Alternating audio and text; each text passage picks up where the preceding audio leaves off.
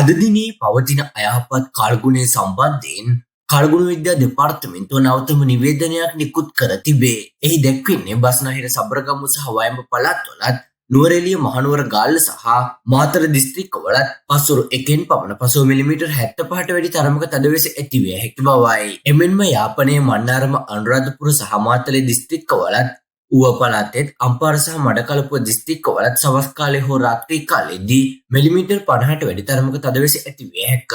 තවද මධ්‍යම කඳුකරේ බටහිර බැවුම් ප්‍රදේශවලත් උතුරු මැද සහ වයඹ පළාත්වලත් ත්‍රිකුණාමලය සහ අම්බත්තට දිස්ත්‍රික්කවලත් විටින්ට හවන පැයට කිලෝමීටර් 30ක 40ක පමණ තරමක තද සුළං ඇතිවිය හැක. ගිගුරුම් සහිත වැස් සමග ඇතිවිය හැකි තාවකාලික තද සුළං වලින් සහ අකුණු මගින් සිදුවන අනතුරු අවම කර ගැනීමට අවශ්‍ය පියවර ගන්නා ලෙස කාලගුණ විද්‍යා දෙපාර්තමේන්තුව මහජනතාවගෙන් ඉල්ලා සිටී.